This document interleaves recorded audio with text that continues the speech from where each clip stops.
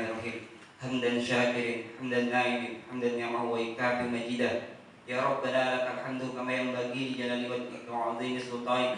Allahumma inna nas'aluka salamatan fid din, wa 'afiyatan fil jasad, wa ziyadatan fil ilmi, wa barakatan fil rizqi, wa taubatan qabla al-maut, wa rahmatan indal maut, wa maghfiratan ba'da al-maut. Allahumma hawwin 'alaina bi sakaratil maut, wa najatna minan nari wal fadl hisab. Rabbana la tuzigh qulubana ba'da idh hadaytana wa hab lana min ladunka rahmatan innaka antal wahhab.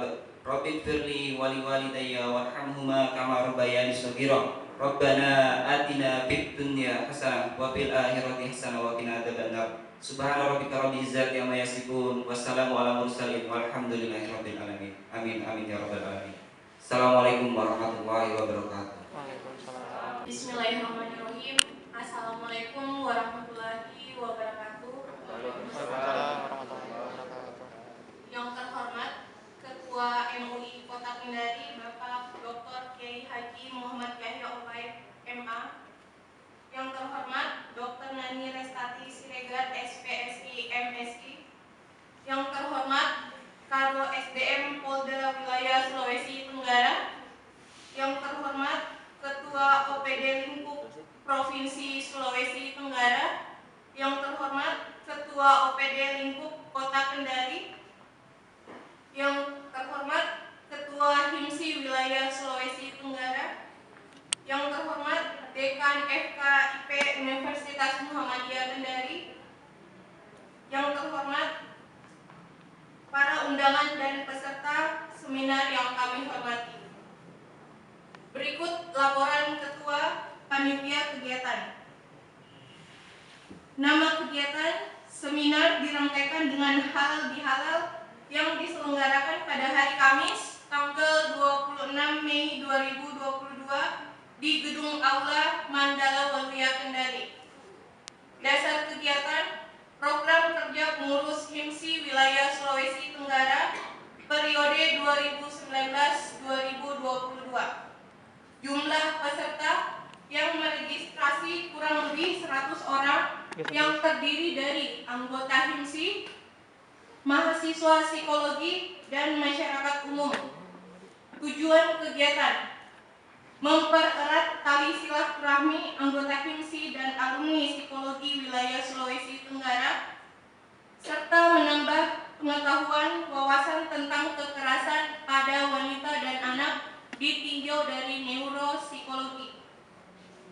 Sumber dana: kas pengurus HIMSI dan sponsor. Tak luput kami ucapkan banyak terima kasih kepada sponsor yang sudah mendukung kegiatan ini, dari Praktik Psikologi ADJ Mado, Yayasan Multi Talenta Indonesia, Fakultas Ilmu Psikologi Jabar SPSI, MC Psikolog, disilakan.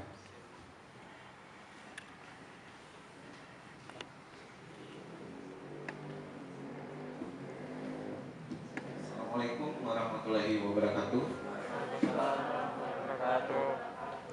Selamat pagi Bapak Ibu hadirin sekalian, undangan yang saya hormati. Segala puji bagi Tuhan yang telah memberikan nikmat dan juga kesehatan sehingga kita dapat berkumpul di tempat ini dalam rangka mengikuti seminar Himpunan Psikologi Indonesia Wilayah Sumatera yang dirangkaikan dengan halal bil halal pengurus Himpunan Psikologi Wilayah Sumatera. Sebelumnya saya ucapkan terima kasih kepada yang terhormat Ketua MUI Kota Kendari, Bapak Dr. Kiai Haji Muhammad Yahya Abadi MAG, yang terhormat Ibu narasumber kita Dr. Nani Restati Siregar SPSI MPSI MSI selaku narasumber, dan yang terhormat Bapak Karo SDM Polda Sultra atau yang mewakili pagi hari ini, yang terhormat Kepala OPD Lingkup Provinsi Sulawesi Tenggara atau yang mewakili, yang terhormat Kepala OPD Lingkup Kota Kendari atau yang mewakili, yang terhormat Ibu Dekan Fakultas Sosial dan Bisnis Universitas Mandala Waluya, yang terhormat Dekan Fakultas Ilmu Pendidikan Universitas Muhammadiyah Kendari, yang terhormat Ketua PDSKJ Provinsi Sulawesi Tenggara atau yang mewakili, yang terhormat Ketua ID Kota Kendari atau yang mewakili, dan yang saya banggakan rekan-rekan pengurus HIMSI wilayah Sulawesi Tenggara serta Ibu Kepala Dinas Pemberdayaan Perempuan Kota Kendari atau yang mewakili. Ucapan terima kasih juga saya sampaikan kepada segenap dosen dan perangkat dari Universitas Mandala Waliyah, khususnya Prodi Psikologi, yang telah memberikan kesempatan kepada HIMSI wilayah Sultra untuk mengadakan kegiatan seminar di Aula Mandala Waliyah. Perlu Bapak Ibu ketahui bersama sekilas tentang HIMSI atau Himpunan Psikologi Indonesia adalah sebagai organisasi profesi yang merupakan wadah berhimpunnya profesional psikologi, yakni sarjana psikologi, magister psikologi, doktor psikologi, dan psikolog. Sejak tahun 2003, lulusan program pendidikan profesi psikologi itu sudah setara dengan jenjang magister. Visi sendiri dari HIMSI itu adalah menjadi organisasi profesi psikologi yang diakui secara nasional maupun internasional dan berperan meningkatkan kualitas kehidupan masyarakat. Bapak Ibu hadirin yang terhormat, misi utama HIMSI adalah pengembangan keilmuan dan profesi psikologi di Indonesia. Saat ini kami HIMSI telah memiliki 34 wilayah di provinsi yang tersebar di seluruh Indonesia dengan jumlah anggota lebih dari 16.400 orang. Jumlah anggota HIMSI yang memiliki minat dan praktik yang sama telah tergabung dalam 18 buah organisasi ikatan minat atau asosiasi, dan jumlah perguruan tinggi yang memiliki program pendidikan fakultas psikologi telah yang mencapai 93 fakultas yang terdiri dari 18 fakultas PTN dan 75 fakultas PTS yang tersebar di seluruh Indonesia. Untuk wilayah Sulawesi Tenggara sendiri sudah terdapat 2 perguruan tinggi yang memiliki prodi psikologi, yakni Universitas Mandala Waliyah dan Universitas Halu Eloe Kendari. HIMSI wilayah Sultra telah melakukan berbagai macam kegiatan, di antaranya adalah kegiatan sosial, kemudian kerjasama lintas sektor, serta pengabdian masyarakat. Bapak Ibu sekalian, anggota HIMSI Sultra yang terdata dalam database kami berjumlah kurang lebih 140 orang yang tersebar dalam beberapa kabupaten kota yang ada di Provinsi Sulawesi Tenggara. Anggota HIMSI Sultra saat ini bekerja di beberapa instansi pemerintah dan swasta, di antaranya adalah Rumah Sakit, Dinas Kesehatan, BNN Provinsi Sulawesi Tenggara, BNN Kota Kendari, BKKBN Provinsi Sulawesi Tenggara, BPBD, Pusat Layanan Autis, Perbankan, Polda Sultra, TNI AL. Dengan tema dampak kekerasan pada perempuan dan anak ditinjau dari neuropsikologi. Acara selanjutnya saya serahkan kepada Bapak Moderator. Silakan. Bismillahirrahmanirrahim. Assalamualaikum warahmatullahi wabarakatuh.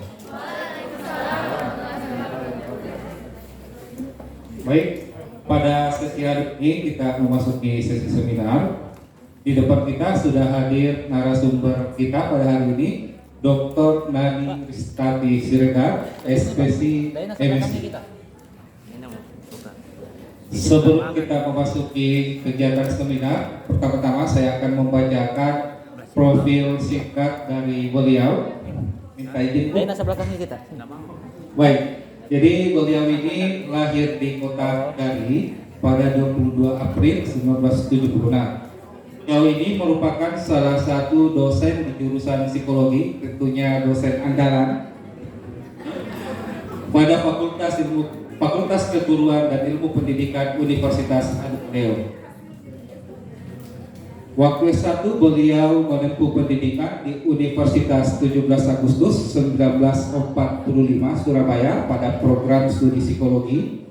Kemudian S2-nya dilanjutkan di Universitas Gadjah Mada dengan konsentrasi psikologi perkembangan. Kemudian jenjang doktornya di Universitas Gadjah Mada dengan konsentrasi psikologi mind, brain, and behavior. Kemudian beliau juga tercatat di sini aktif menulis artikel 5 tahun terakhir, baik itu dipublish dalam proceeding maupun jurnal nasional bereputasi dan jurnal internasional. Di sini tercatat setidaknya ada 12 artikel. Kemudian selain itu beliau juga aktif menerbitkan buku. Salah satu buku yang sudah terbit itu yang berjudul Memahami Potensi Otak Peserta Didik dalam Pembelajaran di Tingkat Pendidikan Dasar, yang diterbitkan oleh dipublish tahun 2019. Kemudian buku yang berjudul Memahami Working Memory, Teori dan Penerapannya dalam Pengajaran Berbasis HOTS, Higher Order Thinking Skill. Kemudian beliau juga menerbitkan buku Model-Model Pembelajaran Perspektif Neuroscience yang diterbitkan oleh UHO Press. Kemudian yang terakhir sementara proses, judulnya Psikologi Belajar dan Mengajar.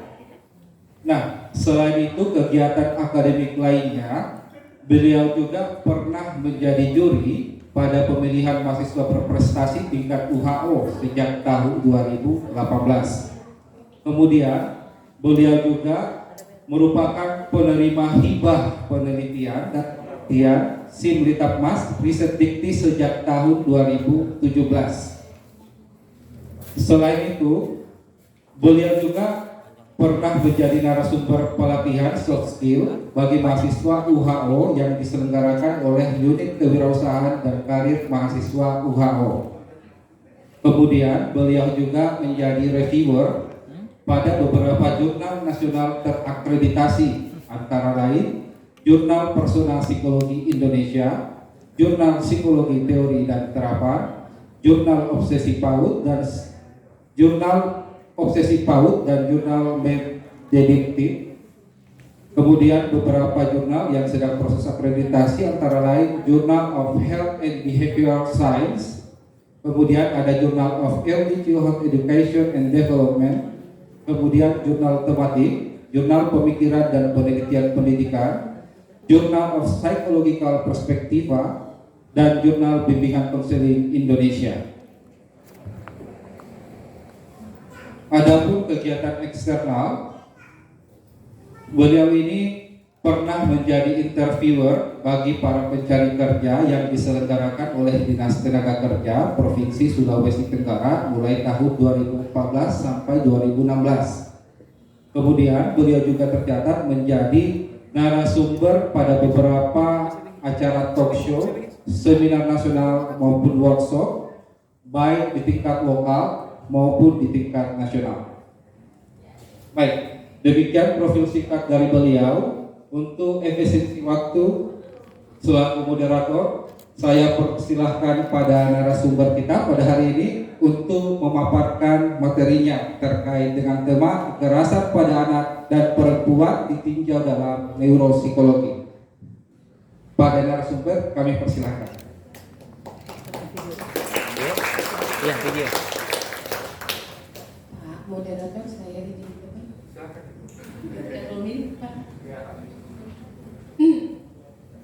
Terima kasih Pak moderator. Salam Mas Bro Wahimsi. Maaf saya sering memanggil dengan Mas Bro. Kemudian rekan-rekan Bapak Ibu pengurus Himsi dan adik-adik mahasiswa yang ada di sini serta undangan. Sekitar minggu lalu saya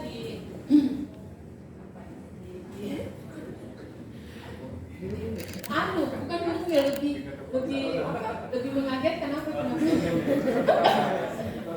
Ya ditodong ya untuk memberikan materi tentang kekerasan pada anak. Sebenarnya tema ini saya tidak cukup concern di sini ya, tetapi saya mencoba memberikan lebih pada tinjauan neuropsikologi. Kekerasan pada anak dan perempuan tinjauan neuropsikologi.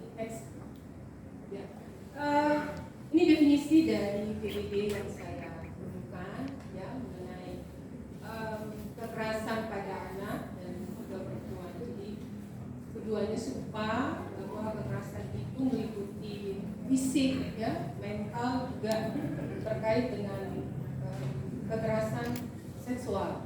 Jadi kalau pada anak dia berada di bawah usia 18 tahun itu terkait dengan figur otoritasnya yang memberikan dampak kekerasan. Kemudian ketika dia sudah remaja itu lebih banyak pada teman sebaya. Begitu pula pada perempuan ya. Jadi dalam banyak riset ya di luar negeri juga di Indonesia itu lebih banyak dilakukan pada significant others atau orang-orang yang dekat dengan korban. Lanjut. Ya. Ini temuan riset di luar negeri ya. Saya mengambilnya di Turki yang secara kultur itu mungkin serupa dengan Indonesia. Jadi dari penelitian yang dilakukan oleh para ahli itu ditemukan kekerasan dalam bentuk pemukulan. Jadi ini suaminya ya seperti itu. Kemudian kekerasan verbal yaitu memaki atau memanggil dengan suara keras. Selanjutnya ada kekerasan emosional, kemudian kekerasan ekonomi dengan tidak membiayai atau tidak memenuhi kebutuhan rumah tangga, dan yang terakhir ada pemaksaan tindakan seksual. Ya, jadi kalau dilihat dari jenis-jenis kekerasan yang dialami ini semua diperoleh dari significant others ya. Kemudian dari hasil penelitian itu ternyata lebih banyak para korban yang perempuan itu tidak melaporkan pada lembaga resmi yang ada di negara tersebut. Lanjut. Nah, kalau tadi untuk perempuan, selanjutnya pada anak. Jadi serupa juga pada anak ada kekerasan dalam bentuk pada perempuan lebih kepada kekerasan seksual, ya. Kemudian pada anak laki-laki pada dampaknya pada emosional. Nah, kontribusi terbesar dari munculnya kekerasan itu ada pada tingkat sosial ekonomi yang rendah. Lagi-lagi memang kondisi sosial ekonomi yang rendah berpeluang besar memberikan dampak pada kekerasan karena secara ekonomi akses untuk memperoleh segala hal yang dibutuhkan terbatas, jangankan segala hal, pada hal tertentu yang diinginkan juga terbatas.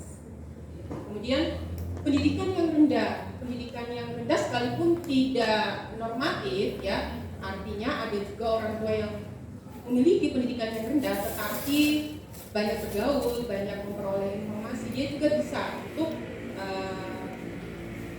meminimalkan atau tidak melakukan tindakan kekerasan. Tetapi ini pendidikan yang rendah juga dia terkait dengan keinginan untuk memperoleh informasi dari orang lain atau sumber lain.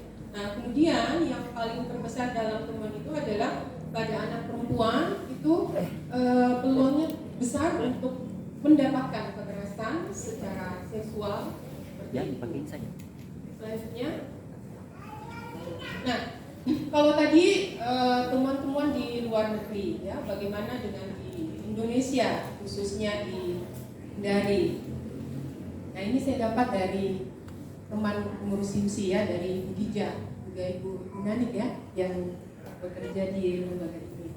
Jadi ini 2019, 2020, 2021, 2019 141 kasus, kemudian 2021 mengalami penurunan. Ya benar ya, penurunan ya.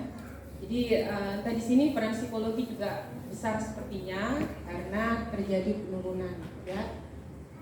Kemudian nah ini kekerasan pada anak di tahun 2019 94 kasus, kemudian di 2020 89, 2021 90. Jadi dia fluktuatif ya.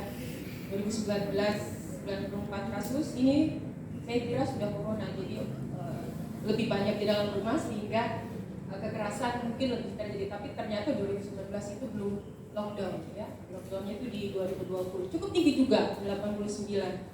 Kemudian naik lagi tapi masih lebih tinggi di 2019 pada 2021. Lanjut. Lagi sekarang masih semakin banyak. Oke. Karena tinjauan secara neuropsikologi, lalu apa kata neuropsikologi bagi dampak kekerasan itu? Ya, jadi neuropsikologi ada neuroscience ya. Neuropsikologi itu lebih fokusnya pada fungsi psikologis yang mengalami gangguan. Kemudian neuroscience itu lebih kepada mempelajari struktur otak dan fungsinya, tetapi keduanya overlap. Nah, dalam neuropsikologi kita membahas tentang fungsi eksekutif atau sering disebut dengan executive function. Fungsi eksekutif ini adanya di prefrontal cortex. Maaf, mudah-mudahan ini dipahami ya istilah ini. Kalau yang biopsikologi mahasiswa pasti paham ya. Pak Maulana juga. Apa lagi Pak Sutri? Masih ya? Ya, jadi fungsi eksekutif diibaratkan seperti apa namanya di bandara udara itu yang mengawasi datangnya pesawat, yang mengatur berangkatnya pesawat, sehingga kondisi pesawat di bandara, di lapangan itu tidak terjadi konflik, tidak saling bertabrakan dan seterusnya. Itu ibarat fungsi eksekutif. Nah, letaknya di prefrontal karena area otak ini adalah yang terakhir mengalami kesempurnaan. Di situ ada 3 komponen utama menurut para ahli ya. Jadi 2 ahli ini sering disebut, banyak yang mengumumkakan, tapi 2 ahli ini sering disebut sebagai pencetus teori tentang fungsi eksekutif. Yang pertama ada memori kerja. Ya, kita dulu waktu zaman kuliah S1 ya, tahunya memori jangka pendek dan jangka panjang. Tapi ternyata ada memori kerja. Apakah itu? Nah, secara teori ada beberapa ahli yang mengatakan serupa.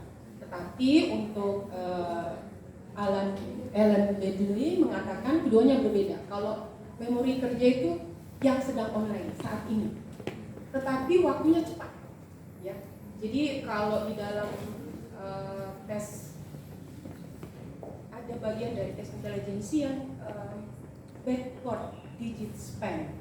Nah, itu untuk memori kerja. Jadi ketika angka disebutkan, kemudian si respondennya menyebutkan dari sisi belakang. Jadi memori kerja itu terkait dengan bagaimana memanipulasi informasi, bagaimana mengintegrasikan pengetahuan ingatan yang ada di memori jangka panjang, kemudian diolah untuk merespon sesuatu dan waktunya cukup cepat. Kemudian ada kontrol inhibisi. Jadi kontrol inhibisi ini lebih banyak berfungsi pada kehidupan sosial. Ketika kita menekan atau menghambat respon yang tidak adaptif, seperti itu. Kemudian ada fleksibilitas kognitif. Nah, fleksibilitas kognitif ini lebih banyak terkait dengan kreativitas. Jadi kemampuan beralih dari satu tugas ke tugas lain dengan begitu cepat. Ya. Lanjut. Ini temuan riset di luar negeri terkait dengan dampak fungsi eksekutif pada kekerasan yang dialami perempuan. Jadi kalau memori, saya singkat WNIC, jadi Memory Inhibitory Control. Jadi memori kerja dan kontrol inhibisi ini perannya sangat luas, baik dari segi akademik maupun dalam kehidupan sehari-hari. Saat berbicara berdua, kalau tidak fokus, maka memori kerjanya sedang tidak berfungsi saat itu. Itu teorinya. Ternyata ya perempuan yang menjadi korban ini tanpa PTSD ya, jadi gangguan stres pasca trauma, benar ya, mengalami disfungsi pada memori kerja dan kontrol inhibisi. Bisa dibayangkan ya. Jadi ketidakmampuan di dalam mengolah informasi, kekeliruan di dalam merespon, dan ketidakmampuan dalam menghambat respon-respon yang tidak adaptif. Kemudian cognitive flexibility, ya saya singkat dari fleksibilitas kognitif, itu cukup buruk pada korban dengan PTSD. Jadi begini, secara logika kalau tanpa PTSD hanya 2 yang mengalami disfungsi, tapi dengan PTSD pada fleksibilitas kognitif, logikanya ya berarti masih mending dengan yang mengalami PTSD. Tidak demikian. Jadi ada teori yang dikemukakan oleh Diamond bahwa fleksibilitas kognitif itu justru mengalami perkembangan setelah memori kerja dan kontrol inhibisi itu berkembang dengan baik. Artinya kalau fleksibilitas kognitifnya mengalami gangguan, maka dengan secara otomatis juga memori kerja dan kontrol inhibisinya mengalami gangguan. Dan kemudian ada kerusakan pada area frontos subkortikal. Jadi koneksi antara otak frontalis dengan subkortikal, ya, di situ ada amigdala dan teman-temannya yang berperan pada proses belajar itu mengalami gangguan. Mungkin kita bisa lihat di slide berikutnya ini, ya. Jadi gambar yang paling kiri ini menunjukkan higher cortex, artinya peran otak cortex berfungsi dengan baik dikarenakan dia mampu untuk mengendalikan apa ini, lonjakan-lonjakan yang ada pada subcortex, ya, misalnya emosi yang harus diekspresikan dengan berlebihan, tetapi otak cortex masih bisa berperan dengan baik. Kemudian gambar di sebelahnya menunjukkan warna merah itu disfungsi pada otak cortex, artinya subcortex lebih, dalam tanda kutip, lebih leluasa untuk berperan atau beraksi, gitu ya. Jadi hampir tidak ada kontrol bagi kerja amigdala, ya, khususnya emosi-emosi yang negatif seperti itu. Nah, pada korban yang mengalami PTSD, maka dia lebih kepada di gambar sebelah kiri, paling kiri, ya, yang mengalami warna merah pada higher cortex itu. Selanjutnya, nah ini pada anak, ya. Jadi dalam jurnal yang saya temukan bahwa ketika anak-anak ini mengalami kekerasan, ya, ini spesifik kekerasan secara fisik, maka akan berdampak pada 2 sisi secara neurologis, amigdala terganggu, hipokampus dan corpus callosum. 2 bagian dari otak, yaitu hipokampus dan amigdala, ini besar sekali perannya pada proses belajar.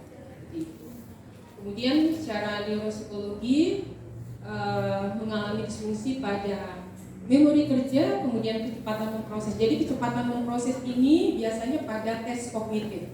Semakin cepat dan semakin banyak dia kerjakan soal, maka menunjukkan kemampuan kognitifnya yang lebih baik dari mereka yang lambat dan banyak error.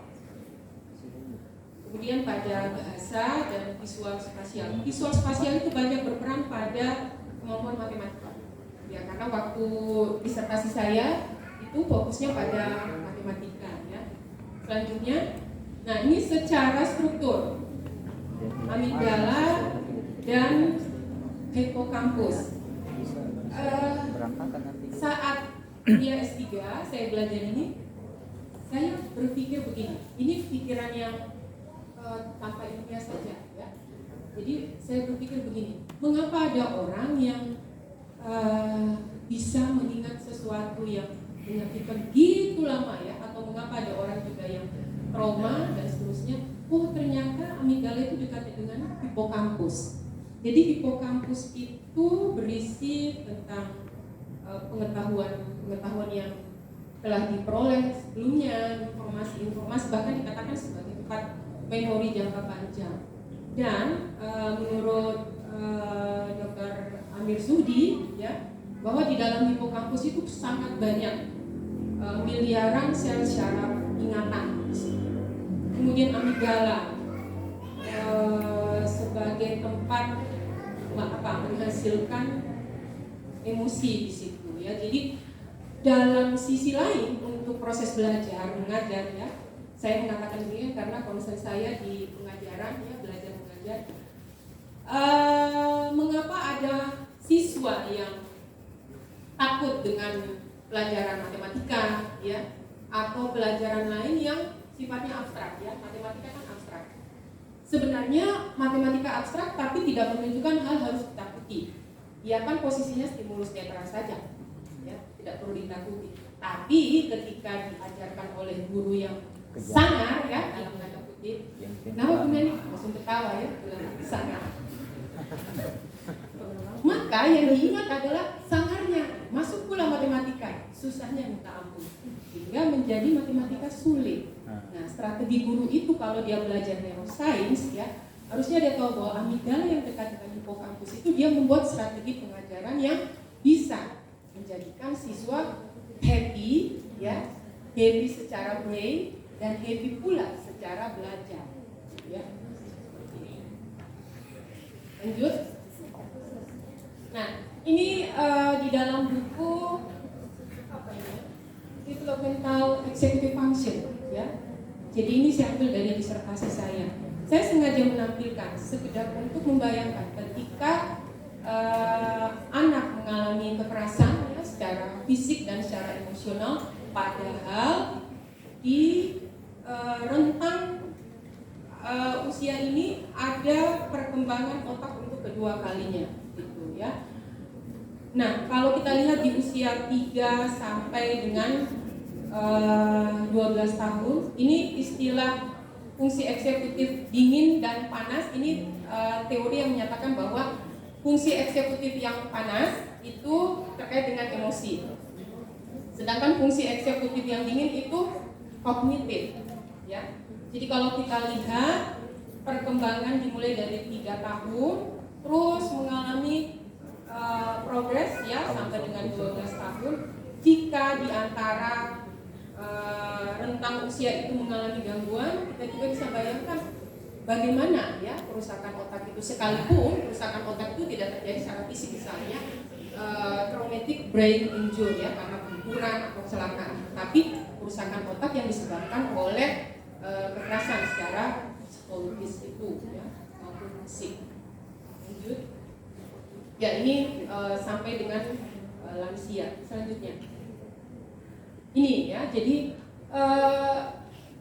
kalau kita lihat seperti ini sebenarnya ada unsur persuasifnya. Persuasifnya itu maksudnya ketika kita melihat gambar ini langsung ada di dalam diri bahwa oh ternyata ini yang terjadi pada otak kalau seseorang mengalami kekerasan. Ya. Lalu kalau itu terjadi pada otak, memangnya kenapa? Ya memangnya akan berdampak sebenarnya pada perilakunya. Nah, di bagian A itu basal ganglia. Minta maaf kalau nanti terkesan rumit karena saya disuruh meninjau dari neuropsikolog. Mas Bro, tanggung sendiri. Jadi basal ganglia atau ganglia basalis ini ada rumusnya jika makan. Jika saya lapar, saya makan. Kalau dia masih normal dan berfungsi dengan baik, jika saya lapar, ada makanan, tidak tahu miliknya siapa, jangan diambil. Kalau mengalami kerusakan, jika saya lapar, siapapun yang punya, sikat saja. Ya, seperti itu ya. Jadi pada anak-anak yang ADHD juga basal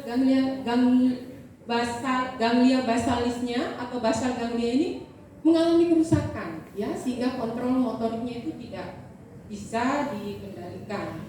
Kemudian di situ ada amigdala dan hipokampus. Pembedaan merah dan hijau itu ini terkait dengan kalau yang merah itu adalah apa itu? Kalau merah itu nanti mungkin di berikutnya ya. Nah kalau kita lihat amigdala dan hipokampus juga di situ mengalami koneksinya mengalami gangguan. Dan selanjutnya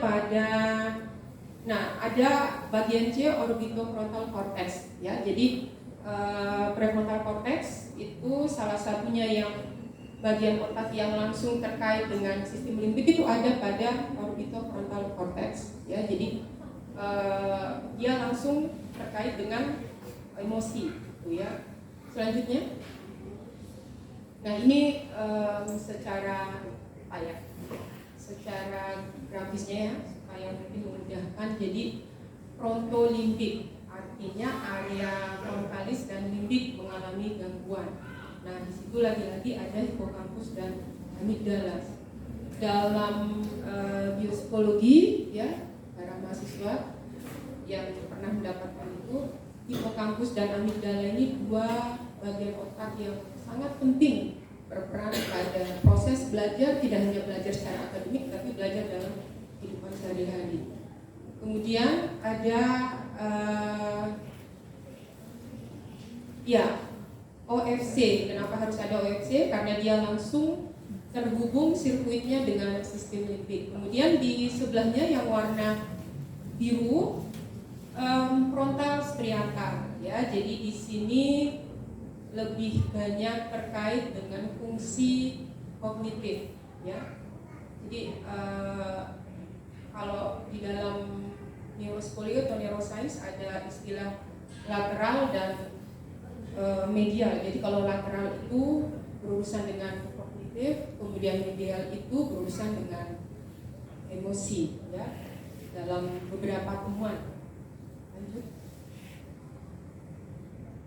Nah, kita tidak hanya berbicara sebenarnya bagaimana neuropsikologinya atau fungsi eksekutifnya para korban, ya, anak dan perempuan. Tapi ternyata sesungguhnya juga para pelaku itu memiliki performansi fungsi eksekutif yang buruk, ya. Ini hasil temuan. Jadi akan menjadi suatu siklus yang saling tarik menarik, ya. Jadi pelaku yang memiliki performansi fungsi eksekutif yang buruk melakukan kekerasan, yang mengalami, ya, berpeluang juga untuk bisa melakukan itu. Selanjutnya sudah habis, ya. Ini referensi, minta maaf, jadi referensinya ada beberapa yang tidak masuk, ya. Jadi nanti di dalam slide ini kalau misalnya dibagikan oleh panitia untuk mengecek temuan-temuan, jadi bisa melihat langsung pada jurnal-jurnal ini. Demikian, semoga bisa bermanfaat. Terima kasih. Assalamualaikum warahmatullahi wabarakatuh. Waalaikumsalam warahmatullahi wabarakatuh. Baik, demikian tadi pemaparan materi yang sangat menarik dari narasumber kita pada hari ini. Jadi ternyata salah satu dampak yang dihasilkan dari kekerasan pada anak itu adalah keadaan emosional sang anak sendiri, dan itu sangat berpengaruh pada si otak korban. Seperti itu. Nah, baik. Selanjutnya saya akan buka sesi diskusi atau sesi tanya jawab. Dalam sesi tanya jawab ini saya akan memberikan kesempatan pada 3 penanya yang mau bertanya, kami persilakan. Oh ya, sebelumnya mohon maaf, yang mau bertanya silahkan perkenalkan diri dulu, nama, asal, dan institusi dari mana. Terima kasih. Silakan.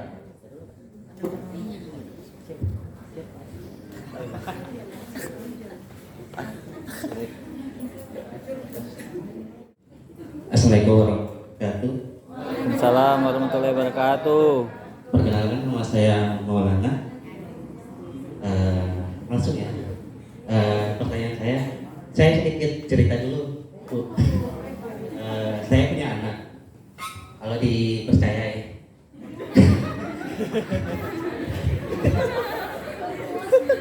Bisa tidak dipercaya, Pak? Saya punya anak. Saya biasa didik anak saya itu dengan memberikan suatu punishment. Jadi apa yang dilakukan dia harus mendapatkan sesuai dengan perjanjiannya. Nah, itu. Saya nggak tahu apakah itu kekerasan atau ketegasan. Saya kadang pusing untuk membedakan antara ketegasan sama kekerasan, karena kan itu hanya penafsiran, masing-masing mempunyai penafsiran tertentu tentang kekerasan dan ketegasan. Sampai hari ini saya masih pusing apakah yang saya lakukan itu kekerasan atau ketegasan. Yang saya mau tanyakan, dari apa yang saya lakukan pada anak saya itu apakah akan mengakibatkan fungsi eksekutifnya itu akan buruk atau tidak? Atau saya harus ceritakan bagaimana kronologis anak saya mendidik anak saya? Jadi film nanti itu, Pak.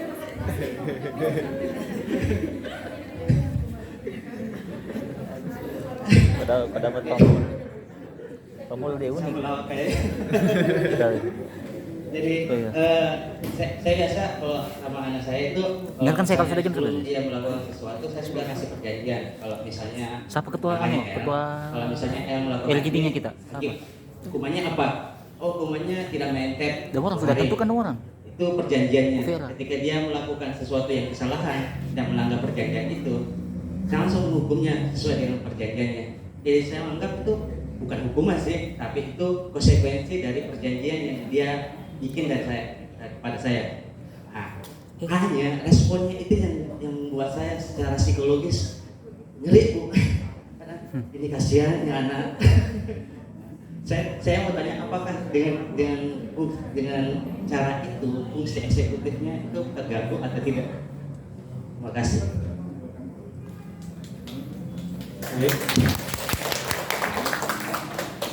Baik. Yang masih mau bertanya dipersilakan.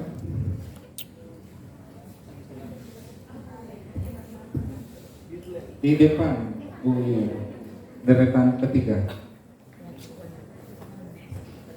Saya mau memperkenalkan bahwa forum anak ini merupakan wadah yang dalamnya anak-anak, yang mana ranah kami adalah memperjuangkan hak anak, dan tentunya salah satu program kerja kami seperti sosialisasi di sekolah-sekolah. Nah, mohon izin Ibu, saya ingin bertanya terkait komunikasi yang bisa kami lakukan atau saya lakukan terhadap audiensi yang sebagaimana audiensi ini adalah para pelajar, dan di sini kasusnya adalah para pelajar tersebut telah menjadi korban kekerasan. Namun sekarang dia sudah menjadi pelaku kekerasan tersebut karena dalam kondisi yang dimana di sini sistem dari antar kakak kelas dan adik kelas itu ada senioritas yang sangat tinggi, sehingga adik kelas tidak berani melaporkan kekerasan yang terjadi kepada dirinya karena si pelaku juga ini merupakan korban kekerasan. Jadi seperti budaya kekerasan yang sudah terjadi dalam wilayah sekolah tersebut. Itu kasus yang pertama. Dan kasus yang kedua adalah kekerasan seksual yang sudah terjadi dalam sekolah tersebut, yang dimana sekolah itu sudah ditahu banyak masyarakat, tapi tidak ada berani yang melaporkan. Korban maupun pelaku tidak ada yang melaporkan maupun dilaporkan. Dan kami forum anak diberi tugas ke Ibu untuk sosialisasi di sekolah tersebut agar tidak ada lagi terjadi seperti kasus tersebut. Jadi saya ingin bertanya bagaimana sih untuk forum anak komunikasi yang bisa kami berikan sehingga ekspektasi yang kami bayangkan sesuai seperti itu. Mungkin itu saja yang bisa saya tanyakan. Terima kasih. Wassalamualaikum warahmatullahi wabarakatuh. Keliling. Salam. Baik, penanya ketiga silakan. Ini, bawa. Mana? Saya kiri. Keliling. Kawan-kawan. Iya, lupasan. Foto shooting saja. Assalamualaikum warahmatullahi wabarakatuh. Perkenalkan, nama saya Sunarti. Saya dari Universitas Mercubuana Yogyakarta. Langsung saja saya mau bertanya. Ini terkait yang tadi dibahas. Saya lebih, walaupun ini kan fokusnya ke korban, dan saya mau tanyakan apakah ada dampak juga bagi saksi yang menyaksikan perilaku kekerasan itu secara neuroskop. Itu saja. Terima kasih. Assalamualaikum warahmatullahi wabarakatuh. Waalaikumsalam. Baik, absensi waktu saya mempersilahkan kepada narasumber untuk menjawab pertanyaan pertama dari Bapak Maulana terkait metode mendidik anak dalam hal ini beliau memberikan punishment sesuai dengan perjanjian. Kemudian pertanyaan beliau adalah apakah metodenya itu berdampak pada fungsi eksekutif anaknya, terganggu atau tidak? Silakan. Ya, terima kasih Pak Moderator. Wih, mulai saya juga pertanyaannya ya. Ya, jadi usia berapa Pak Maulana? Saya melakukan itu dari usia 3 tahun sampai sekarang itu 6 tahun. 6 tahun ya. 7 saya lupa.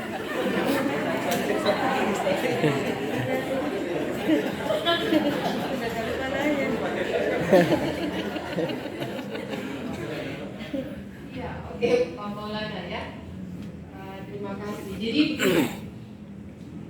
kalau tadi ya pada slide itu ada basal Ganglia basalis ya. Kalau di Indonesia kan Ganglia basalis, kalau tetap dalam istilah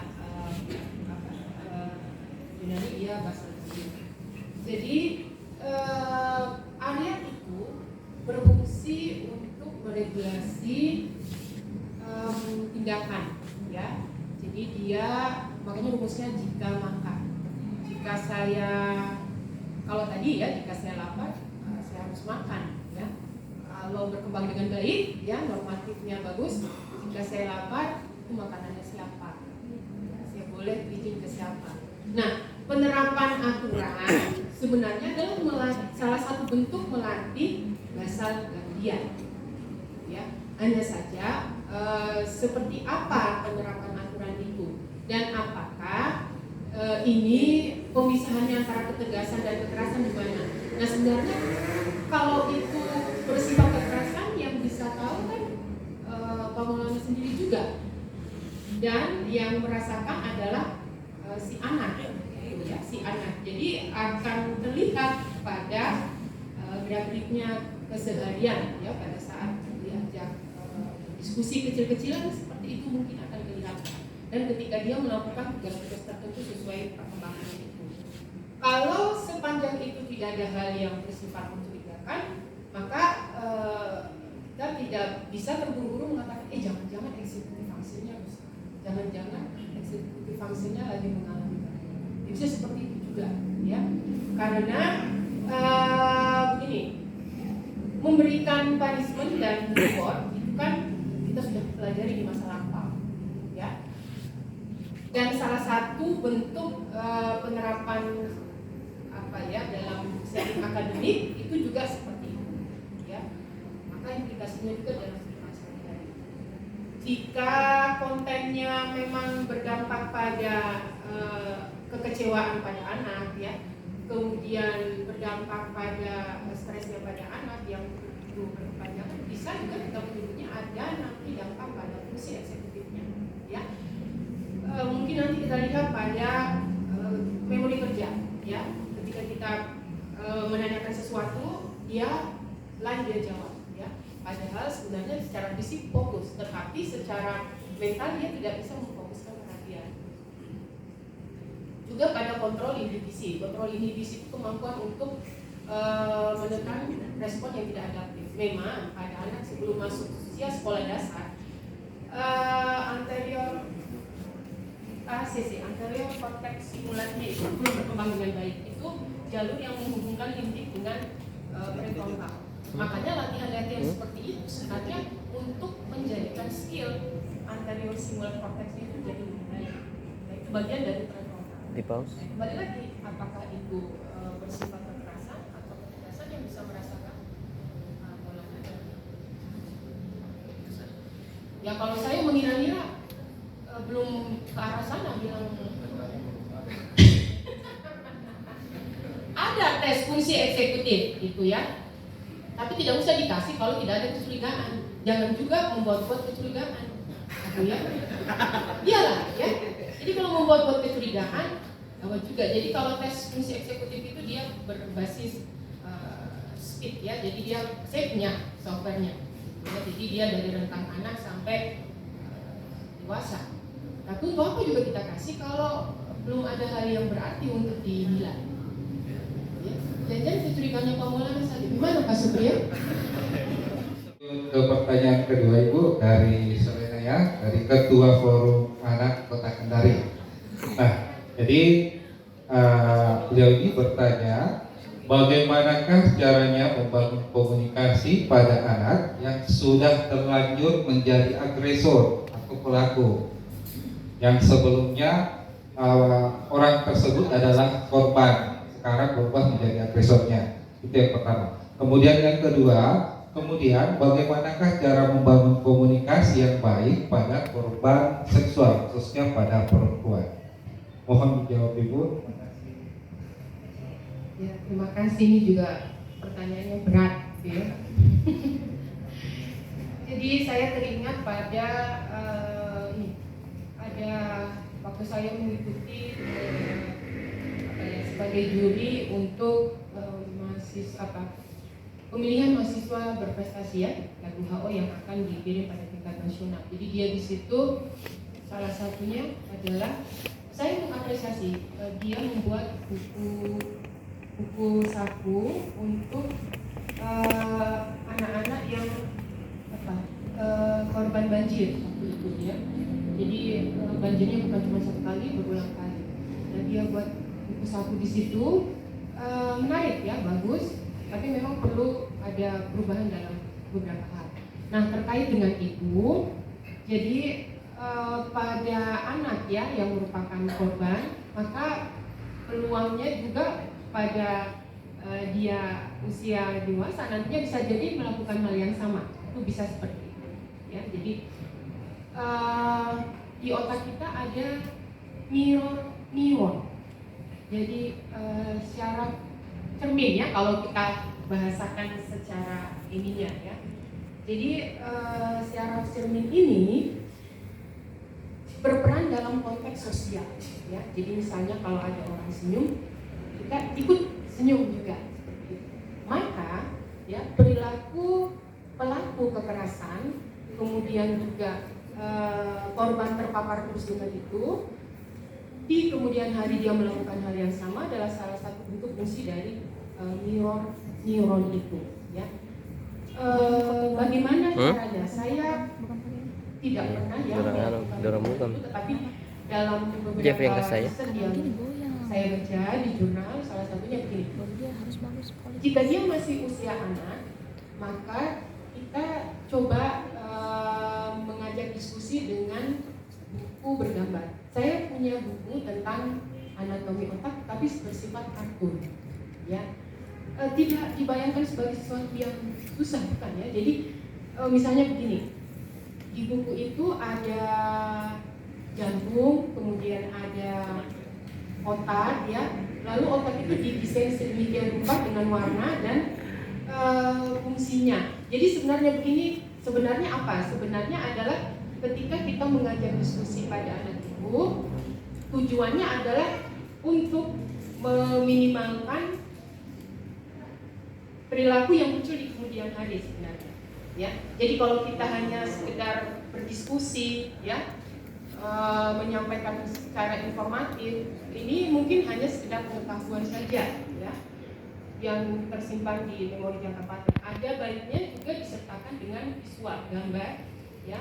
Kalau saya lebih memilih misalnya bukan karena saya berbasis pengetahuan brain ya, tetapi kenapa harus brain dan tubuh kita, karena ini yang kita bawa dalam kemana saja. Jadi pengetahuan tentang jantung, pengetahuan tentang misalnya otak bagian mana yang kita hadir memposisikan keberadaan kita bukan sebagai psikolog, tapi sebagai teman, sebagai rekan yang bisa mereka merasa nyaman.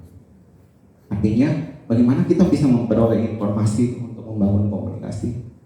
Kita menjalin raport dulu ke mereka. Bahasa psikologi ya, menjalin raport, menjalin rasa nyaman dulu kepada korban. Karena tidak semua korban, apalagi anak-anak dan remaja itu bersedia untuk memberikan informasi terkait apa yang mereka rasakan. Jadi butuh proses kurang lebih, pengalaman saya mendampingi 5 orang anak itu dari kelima orang anak itu ada yang sampai 3 minggu berturut-turut baru saya bisa mendapatkan informasi dari mereka. Ada juga yang bahkan saya harus ikut gogoleran bersama mereka. Artinya tiduran sama mereka. Artinya bermain sambil jungkiran di lantai sampai mereka bisa memberikan data informasi yang kami butuhkan. Itu untuk menjalin komunikasi ya, terkait pertanyaan dari adik Fantari ya, seperti itu. Jadi jika mungkin teman-teman dan adik-adik mahasiswa yang hadir di ruangan ini menemukan semacam tindak kekerasan atau pelecehan di lingkungan sekitar, mungkin boleh segera dilaporkan ke Dinas Pemberdayaan Perempuan. Jangan pernah merasa takut, jangan pernah merasa bahwa untuk melindungi pelaku, bahkan untuk melindungi korban dengan notabene takut membuka aib. Justru kita harus menyelamatkan mereka. Seperti itu mungkin dari saya, Ibu ya. Terima kasih, mungkin bisa ditambahkan oleh Ibu Ida dan Ibu Khadijah yang hadir di sini. Terima kasih. Assalamualaikum warahmatullahi wabarakatuh. Waalaikumsalam. Saya kira sudah cukup ya. Baik, kita akan beralih ke pertanyaan ketiga dari Bu Sunarti dari Universitas Mercu Buana Yogyakarta. Nah, pertanyaannya, apakah pada saksi juga berdampak terkait kekerasan itu? Ya, terima kasih Pak Moderator. Ini tinggal di sini, kuliah di Mercu Buana ya?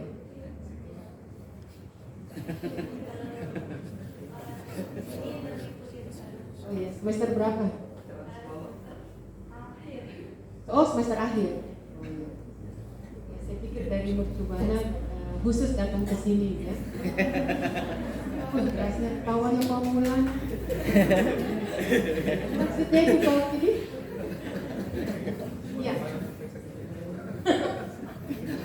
Kita bahas. Iya.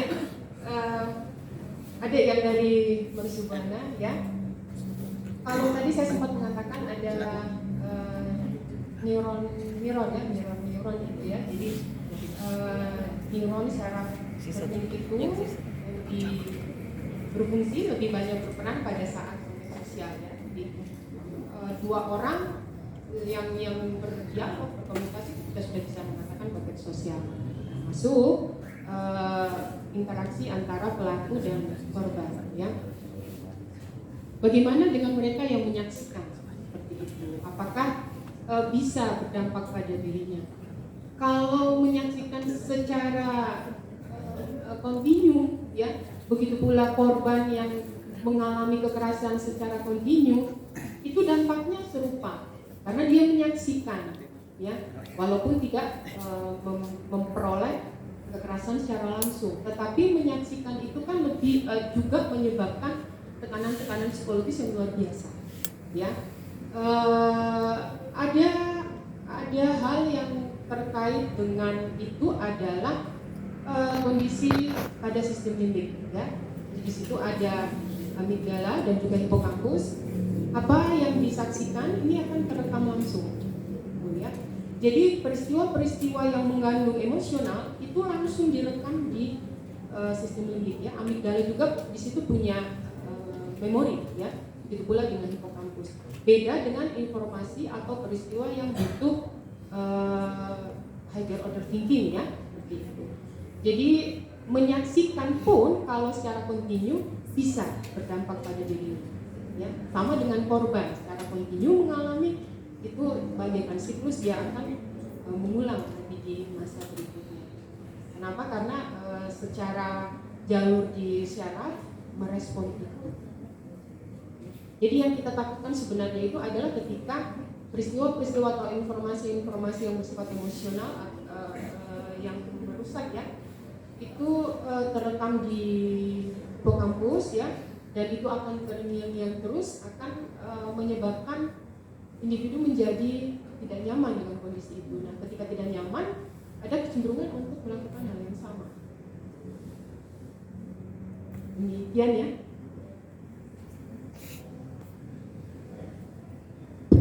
Baik, demikian dari sesi pertama kita untuk tanya jawab. Karena waktunya masih panjang, saya akan membuka sesi kedua. Baik, dipersilakan untuk ibu yang paling depan dulu.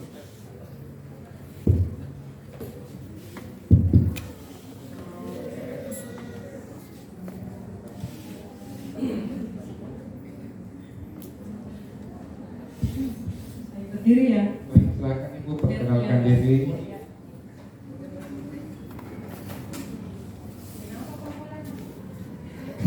Bismillahirrahmanirrahim. Yang saya hormati Ketua HIMSI Sultra, yang saya hormati Ibu narasumber yang materinya sangat menarik buat saya, sehingga saya ngantuk saya tadi langsung hilang. Kalau Ibu Nani ini saya sudah sering dengar namanya beliau, dan alhamdulillah saya tadi bisa menyimak materinya ya. Yang saya hormati semua hadirin Bapak Ibu yang menurut Pak Kiai tadi tidak bisa menyebutkan satu persatu. Assalamualaikum warahmatullahi wabarakatuh. Semangat pagi, salam sejahtera buat kita semua. Perkenalkan, saya Ekawati Kolibu. Saya kebetulan dimandatkan dari Ibu Kepala Dinas Pemberdayaan dan Perlindungan Anak Kota Kendari. Ya, beliau mengamanahkan kepada saya, dan ini merupakan berkah bagi saya bahwa saya bisa mendapatkan ilmu lagi. Sebelumnya sebenarnya saya pernah di sini ya, sekedar info saja. Sebenarnya saya pernah jadi dosen di sini ya, dosen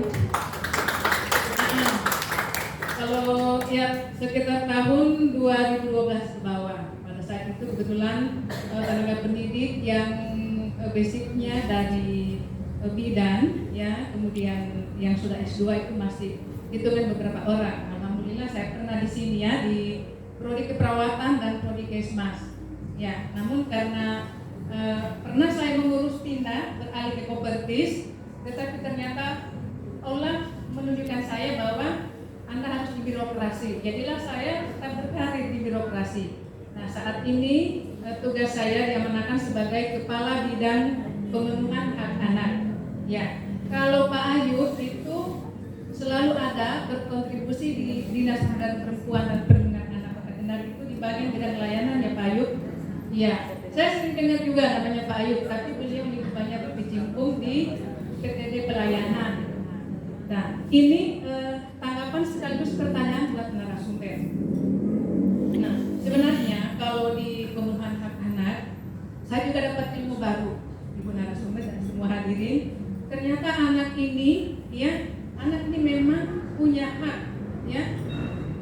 Dalam undang-undang, ya, Undang-Undang Perlindungan Anak itu yang nomor 23 tahun 2002 itu ada 31 hak anak. Jadi saat ini ada 31 hak anak.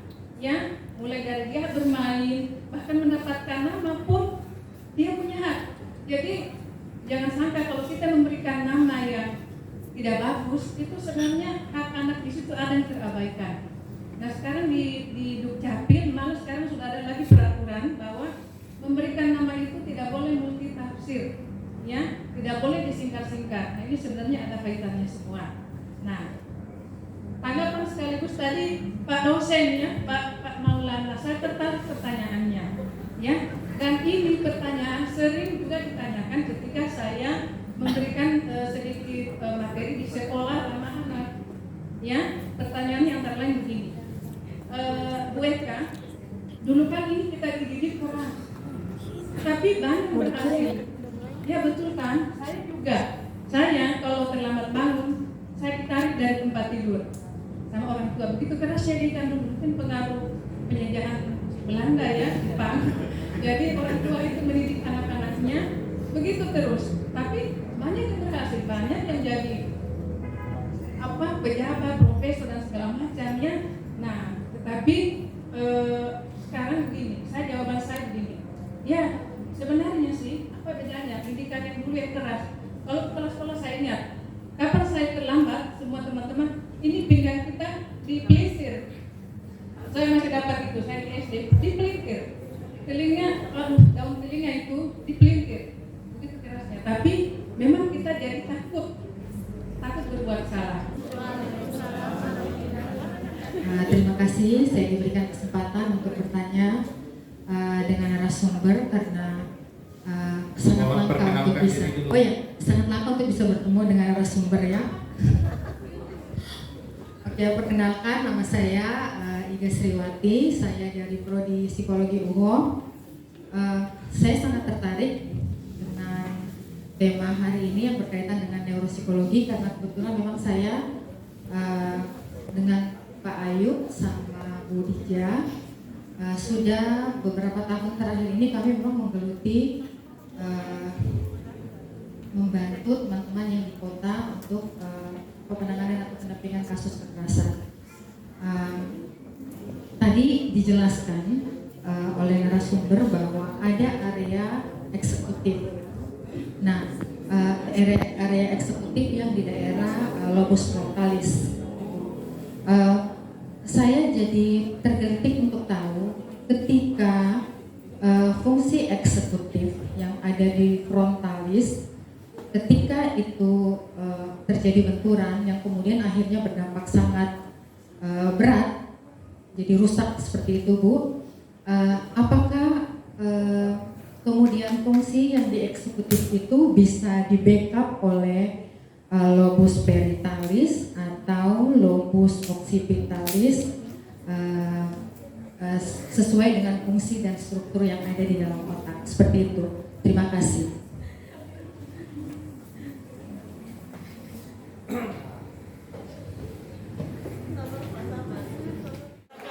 Perkenalkan, nama saya Alfian, mewakili mahasiswa Prodi Psikologi Mandala Walia. Jika pertanyaan sebelumnya banyak yang membahas tentang anak, mungkin sekarang kita membahas tentang perempuan. Terhadap orang yang pernah mengalami kekerasan, cenderung akan menjadi pelaku kekerasan. Saya berpikir terbalik. Pertanyaannya cukup singkat. Apakah bisa memori kekerasan yang ada pada korban kekerasan itu bisa dihilangkan? Terima kasih. Moderator juga Ibu, kalau selama ini kita tahu misalnya pola asuh otoriter memberikan dampak pada psikologis anak, ya. Jadi kalau saya menyebutnya pola asuh itu kan dimix sebenarnya. Pada saat kapan kita memberi kita secara otoriter dan pada saat kapan kita demokratis. Pada saat kapan pula kita permis. Jadi kalau saya menyebutnya bahwa 3 pola asuh itu strategi dari orang tua untuk memainkan. Jadi kalau yang fokus memang pada otoriter ini serba repot. Jadi harus selalu dari perspektif orang tua, top down. Ini kan ibarat bunga sedang akan tumbuh kembang, lalu kita taruh di atasnya papan, ya. Maka dia tumbuhnya memang tidak bisa ke atas, tapi ke samping, ya. Nah, analog seperti ini kita ibaratkan pada anak yang secara konsisten terus-menerus dengan pola asuh otoriter, dia memang tidak melawan karena figur otoritas fisik orang tua tidak mungkin dia tandingi, tetapi dia akan berulah secara tanda kutip di konteks sosial seperti itu. Nah, apakah ini akan menyebabkan kerusakan pada otak? Iya, kerusakan itu lebih berat sebenarnya ketika secara struktur, misalnya kena benturan, ya, atau istilahnya traumatic brain injury, gitu ya. Tetapi sebenarnya kerusakan yang sifatnya psikologis, ya, secara terus-menerus dalam waktu yang lama juga bisa lebih dahsyat, ya. Karena apa? Karena ingatan yang sudah tertancap di memori jangka panjang yang sudah ada pada hipokampus ini memang agak sulit untuk dihilangkan. Bisa hilang terkecuali strategi yang diciptakan, misalnya dia banyak berteman, ya. Kemudian kita juga kepada anak membuka diskusi yang mitra, ya, mitra. Jadi ada satu kondisi bahwa kita bermitra dengan anak. Nah, jadi kalau menurut saya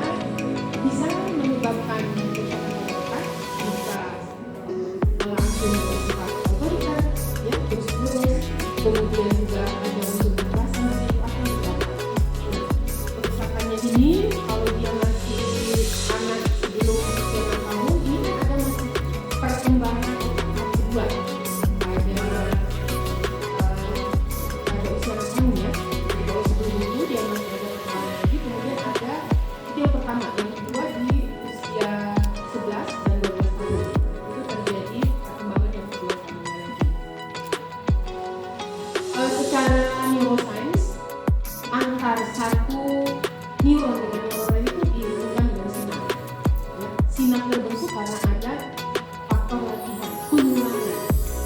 Jadi kalau kekerasan yang terus menerus dilakukan, anak sebagai korban terpapar itu, maka sinar pemaknaan terhadap terbentuk. Apakah mudah untuk dipotong? Bisa ya, bisa cukup sulit. Jadi memang ada slogan yang kita dahulu sebelum. Kalau tadi ibu mengatakan bahwa zaman dulu biar musuh bangun cara kakinya memang dia kita spesifik saja. Tapi di zaman sekarang variabel pengancam dalam variabel itu sangat banyak. Di dalam rumah saja, anak bisa mendapat informasi lewat gadget, apalagi sekarang di luar rumah. Jadi memang relatif sulit gampang memang seperti yang ibu katakan ya sebagai orang tua. Jadi kalau di zaman dulu kan variabel pengganggu sangat kecil. Jadi kalau ditarik kakinya mau bilang pada siapa? Karena tidak ada yang kompori. Ibu dong, mama terlalu jahat. Tapi kalau sekarang berani, seperti itu ya kira-kira. Baik, boleh tepuk tangan buat narasumber kita. Jadi kita masuki pertanyaan kedua dari Ibu Ida, asal dari program studi psikologi UHO. Nah, pertanyaannya sangat menarik Bu, terkait fungsi eksekutif. Nah, fungsi eksekutif, apa yang terjadi pada fungsi eksekutif ketika terjadi benturan yang mengakibatkan kerusakan? Nah, ini saya langsung teringat dengan kasusnya Phineas Gage. Nah, pada saat itu Phineas Gage mengalami kecelakaan kerja. Jadi kepalanya itu tertusuk oleh batang besi dan atas bawah tembus. Nah, yang tadinya orangnya itu kalem, pasca mengalami kecelakaan langsung berubah jadi agresif seperti itu. Nah, kemudian pertanyaannya, apakah fungsi eksekutif ini dapat di-backup oleh yang lain, Bu? Terima kasih. Terima kasih Pak Moderator, terima kasih Bu Ida. Tadi ada bisa. Ya, oke. Jadi seperti itu tadi ya. Awal pemunculan neuropsikologi itu karena ada kasusnya Phineas Gage. Ya. Jadi secara aturan, secara kata nama ya dia sulit melakukan, tapi dia bisa melakukan walaupun agak sulit dimengerti. Ini mengindikasikan bahwa area otak lainnya, misalnya temporalis itu masih bisa berfungsi walaupun tidak optimal. Ketika fungsi eksekutif mengalami kerusakan, apakah bisa dilakukan oleh area otak yang lain? Kalau yang namanya fungsi eksekutif, artinya bahwa area itulah merupakan decision maker tinggi tertahan dan juga mengalami gangguan secara kronik pada itu, entah benturan atau entah karena faktor kekerasan, maka dia tidak akan terganti oleh area lain, ya. Jadi memang di prefrontal cortex sirkuitnya kan akan ke temporalis, akan ke occipital dan juga ke subcortical. Jadi sirkuit antara top down, ya. Jadi fungsi eksekutif untuk meredakan gejolaknya sistem limbik, maka ini menunjukkan fungsi eksekutif yang baik. Ketika fungsi eksekutif tidak bekerja dengan bagus, maka subcortex akan lebih leluasa berperan. Makanya terjadilah stres, terjadilah PTSD dan seterusnya, sehingga tidak bisa tergantikan. Nah, ada istilah plastisitas neuron, ya, atau plastisitas otak. Artinya begini, mengoptimalkan area otak yang lain, ya, misalnya temporalis atau di parietalis, untuk memancing fungsi eksekutif bisa berfungsi walaupun tidak optimal, itu bisa terjadi. Tetapi ini kan tetap dalam diagnosa medis, sampai sejauh mana kerusakan prefrontal itu terjadi. Juga ada diagnosa dari psikolog klinis pastinya, ya, sampai sejauh mana fungsi eksekutifnya ini bisa di up ceritanya. Jadi kalau masih ada kemungkinan, maka menstimulasi area otak yang lain agar fungsi eksekutif bisa dipertahankan, bisa dinaikkan, itu bisa saja terjadi. Seperti itu. Tapi kalau digantikan perannya oleh area otak lain, sampai saat saya belum menemukan itu, mungkin ini menjadi PR saya, tetapi memang kalau istilah fungsi eksekutif berarti area itu sebagai decision maker ya, tertinggi, terakhir. Kira-kira seperti itu Ibu Ida. Baik, terima kasih. Kita lanjut ke pertanyaan ketiga dari Alfian, mahasiswa program studi psikologi Universitas Mandala Waluya. Jadi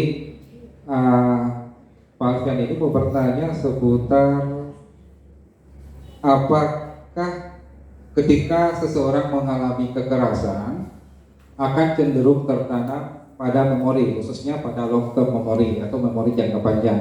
Nah, apakah memungkinkan atau apakah bisa memori kekerasan yang tertanam pada long term memory itu dihilangkan?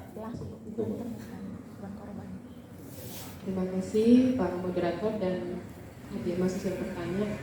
Pertanyaannya itu di kalimat terakhir saya menjadi ingat lagunya siapa itu? Lumpuhkanlah ingatan. Sepertinya orang itu yang menyanyi tidak mensyukuri nikmat Tuhan ya. Bagaimana mungkin bisa saya kalau menyebutnya begini, kan ada suatu peristiwa ya, kemudian peristiwa ini sangat membekas di dalam ingatan gitu ya, dan sulit untuk dihilangkan dalam waktu beberapa saat ke depan. Lalu orang mengatakan move on ya bisa dilakukan. Lalu muncul lagi menjadi marah karena melihat orangnya misalnya ya. Satu yang perlu digarisbawahi adalah memang akan sulit hilang jika emosi negatif itu suka muncul ya. Jadi ketika begini ya, neuron pada hipokampus itu bisa mengalami pruning ya. Pruning itu dia meluruh ya, dia gugur dengan sendirinya ya. Sama halnya ketika ujian tiba-tiba lupa apa jawabannya, padahal sudah belajar tapi sudah lama ya. Akhirnya dia mengalami pruning, sinapsnya itu sudah gugur, tidak bisa kita mengingat lagi pengetahuan itu. Nah, apakah orang yang mengalami kekerasan tadi ya itu bisa melupakan seperti itu ya? Pertanyaan, bisa melupakan, dapat dihilangkan ya. Ini butuh kekuatan luar biasa memang dari korban ya. Makanya dia butuh orang yang ahli, yang expert di situ untuk mendampingi ya. Memang berarti psikolog gitu ya, yang akan memberikan diskusi ya, kemudian juga banyak hal yang dilakukan di situ dalam rangka untuk membuka ya. Kalau saya mengatakan itu membuka sumbatan-sumbatan di dalam neuronnya yang hanya melulu tentang ingatannya pada kekerasan tadi. Memang ini sulit. Kalau tadi dikatakan Mas Ketua HIMSI itu butuh proses yang lama, tidak semudah dan secepat itu, butuh proses. Tetapi biasanya ya proses itu yang sudah dilakukan dengan terstruktur, tersistematis dan ada tujuan yang diharapkan, biasanya proses juga akan mengarah pada hasil. Nah, cuman persoalannya kan apakah bisa cepat atau lama. Salah satu tekniknya sebenarnya begini, lagi-lagi secara struktur amigdala dekat dengan hipokampus. Bahwa ketika ingin, kalau kita pakai kata melupakan, ketika ingin melupakan, pas muncul stimulus yang harus membuat kita marah, kecewa, itu dengan cepat punya strategi tertentu untuk bisa istilahnya ya, kalau dalam istilah ini melepaskan saja, gitu ya. Jadi dengan cara itu sinap yang ada pada memori jangka panjang akan lama-lama menjadi pruning. Ya. Jadi banyak kejadian dalam diri kita, ada peristiwa yang memang sulit dilupakan karena kadang-kadang sering muncul, gitu ya. Apalagi bagi mereka korban kekerasan, ya, butuh, kalau tadi dikatakan effort, ya itu effort yang luar biasa. Ya. Itu mahasiswa dari mahasiswa ya. Baik, demikianlah sesi seminar kita pada hari ini. Sebelumnya saya mengucapkan banyak terima kasih pada narasumber sudah berbagi ilmu kepada kami.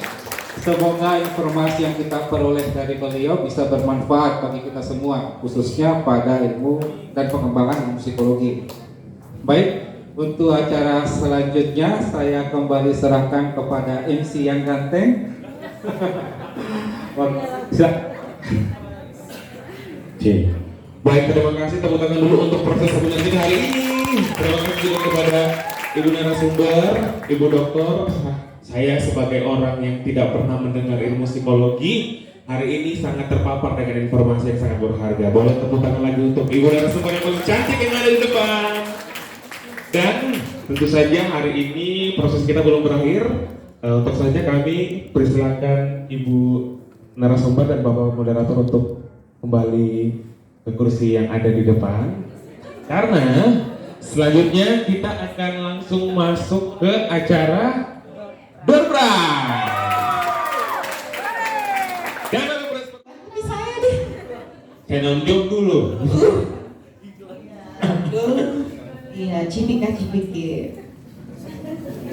Oke, selanjutnya kita punya door prize untuk siapa?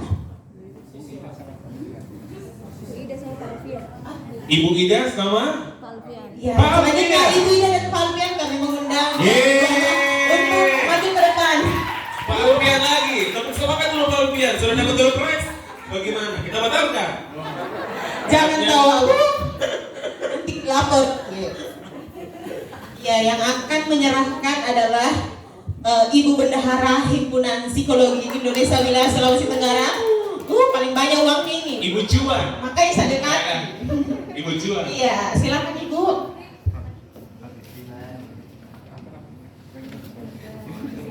Iya, menyingkir dulu Pak Alfian.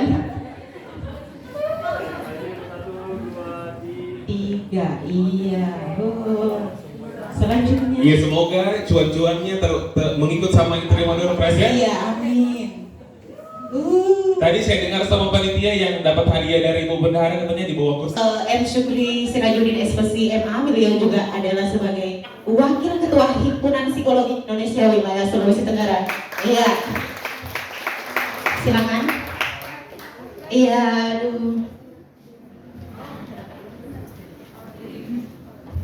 Dan lanjut, yang paling cepat datangnya. Ini dia tidak akan kasih untuk pacarnya. Paling tepat waktu dia. Iya, dan saya dengar juga. Oh iya. Apa kenapa? Anda dengar apa? Saya dengar tadi dari Yun ini butuh pendamping. Kayaknya soal Iya, lanjut. Yang akan memberikan hadiah adalah Ibu Darmasari, Yuyun Darmasari. Ya, beliau Wakil Ketua HIMSI. Iya. Foto-foto dulu. Ya, tahan. Kayak Yun yang ini tidak mau berfoto juga. Aduh, saya tahan di luar nanti. Iya. Nah, pertanyaan Pirtini. Pirtini ini. Siapa yang boleh bantu kita sebutkan minimal 4 sponsor kita hari ini? Silakan angkat tangan. Maju ya. Ada yang lain? Skipper. Iya. Aduh. Boleh? Ibu ketupat jangan. Orang dalam. Panitia jangan, orang dalam. Iya. Masa sudah dikasih makan? Boleh, bantu kita sebutkan minimal 4 sponsor seminar hari ini. Ya mohon maaf, Alfian tidak bisa lagi. Gak bisa dibaca kecil. Gak bisa dibaca kecil. Ya. Deus, Oh iya. sama aku. Ada Kak. Ada? Iya. Boleh. Dari Bapak Ketua HIMSI untuk menutup acara kita hari ini.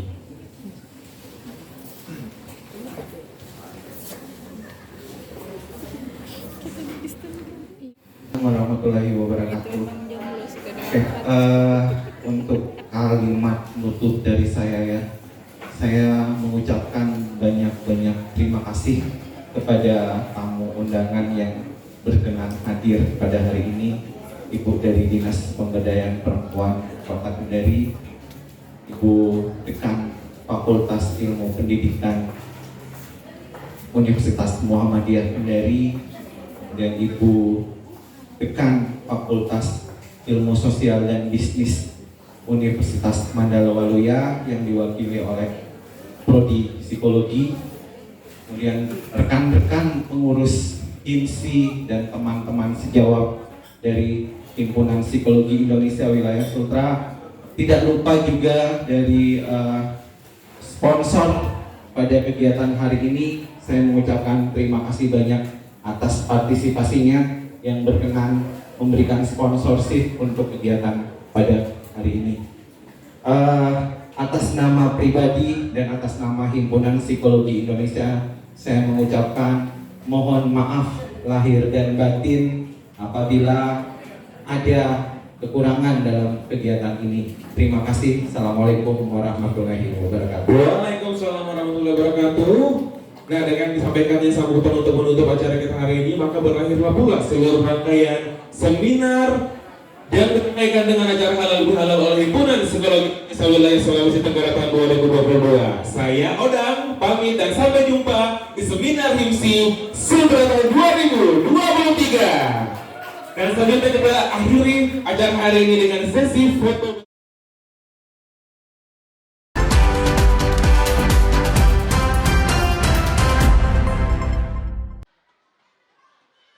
Fenomena kekerasan pada perempuan dan anak hingga saat ini masih terus terjadi dalam kehidupan sehari-hari. Ironisnya, korban kekerasan baik pada anak dan juga perempuan memiliki dampak yang sangat panjang pada perilaku dan perkembangan kehidupannya. Olehnya itu, Himpunan Psikologi Indonesia di wilayah Sulawesi Tenggara terus melakukan pendekatan pada masyarakat terkait dampak kekerasan pada perempuan dan anak di beberapa wilayah di Sulawesi Tenggara. Sosialisasi terus digalakkan dalam bentuk seminar dan pendekatan secara langsung pada korban kekerasan atau masyarakat secara umum. Salah satu dosen psikologi FKIP Universitas Halu Oleo, Dr. Nani Restati Siregar mengatakan, dari perspektif psikolog, kekerasan pada anak dan perempuan dilihat dari neuropsikologi, yakni sistem kerja otak. Pihaknya terus mempelajari perilaku yang berkaitan dengan otak saat bekerja. Sarjana psikolog ini mengungkapkan pendekatan neuropsikologi terhadap dampak kekerasan merupakan hal yang paling memberikan jawaban terhadap perilaku seseorang. Pelajari di dalam ilmu psikologi, karena ilmu psikologi ini kan mempelajari tentang perilaku ya. Tetapi basicnya, dasarnya perilaku itu muncul itu dari bagaimana otak bekerja. Jadi pengetahuan tentang otak, ya misalnya letaknya. Kenapa orang emosi, tapi susah sekali dihilangkan ingatan itu seperti yang tadi dikatakan. Ya memang karena di dalam otak itu ada amigdala, kemudian yang ada hipokampus, di mana di situ berisi tentang ingatan masa lalu. Ya, jadi pengetahuan tentang otak dan fungsinya dalam menjelaskan perilaku normal, apalagi yang gangguan, itu perlu sekali di dalam memahami tentang otak. Baik, Bu. Sementara itu, Ketua HIPSI Sulawesi Tenggara Ayub Jafar mengatakan, upaya pihak HIPSI terus menggelar pendekatan kepada masyarakat melalui sosialisasi terkait dampak kekerasan pada anak dan perempuan ini yang memang menjadi tugas utama pihaknya untuk memberikan pemahaman kepada masyarakat. Baik, terima kasih. Kegiatan ini dilaksanakan sebagai salah satu program kerja dari HIMSI wilayah Sulawesi Tenggara, di mana ada program kerja kami mengenai pengaduan masyarakat. Pengaduan masyarakat sendiri kami adakan melalui seminar dan halal bihalal. Sekaligus juga kami melaksanakan silaturahmi kepada anggota Himpunan Psikologi Indonesia yang ada di wilayah Sulawesi Tenggara. Neuropsikologi memang terus dipelajari secara mendalam oleh psikolog terhadap hubungan antar struktur dan fungsi otak dengan proses dan perilaku psikologis manusia, khususnya dampak terhadap kekerasan pada perempuan dan anak. Sinta Rifki, TVRI Sultra melaporkan.